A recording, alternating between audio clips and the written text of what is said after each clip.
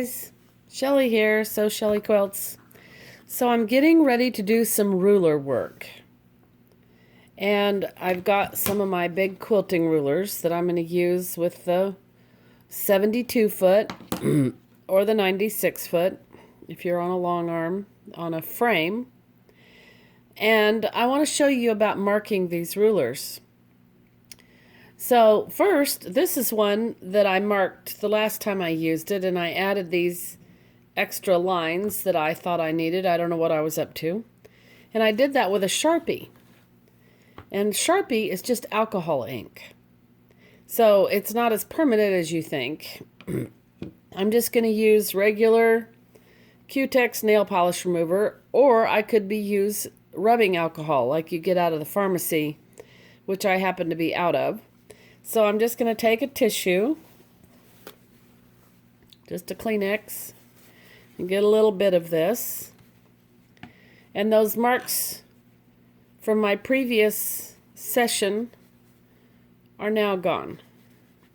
So if you want to add extra marks to your ruler while you're quilting a project, just mark them up with Sharpie and then come back and clean it off. But the thing I want to show you today, let me clean that off a little better, is, and I'll probably go wash these with soap and water after this video, just to make sure I get all that off.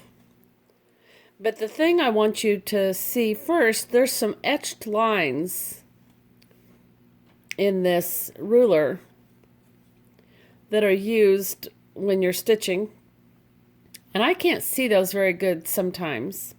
So here's what I like to do with those, and they don't come off as easily. I'm going to take the Sharpie, and I'm just going to color inside of that etched groove. And I'm not being that careful because I'm going to wipe the excess off with the alcohol. If I didn't wipe the excess off, I'd be sad that I wasn't being this careful. But when I carefully wipe that excess off, it stays down in that groove as a permanent mark, because it's not so easy to get out of that. And then I'm going to be able to see these lines on the front. Let me get rid of all this excess now. I'm kind of rubbing across so that my nail polish remover doesn't go down in that groove as much, because I want that to stay. I'll get just another little dab here. Clean off this surface. And ta-da! Look, my line is dark now. And it's up inside of that etching. And it's going to stay marked well. Well, like I said, I'm going to go take all these and wash them nice with soap and water and dry them well before I use them. But look how I've made that line now that I can line up things on my quilt work beautifully. So this is, I think, the ruler I'm going to use today, and I had started this. See that on the edge?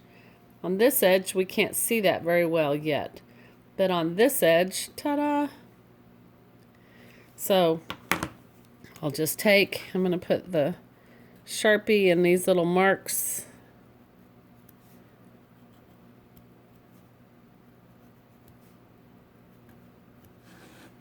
Oops, I got out of the camera.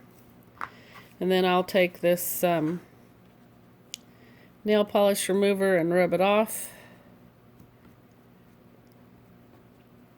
Oh look, there's cross marks I didn't see as well. So let's get it down in these cross ones too, on these end points.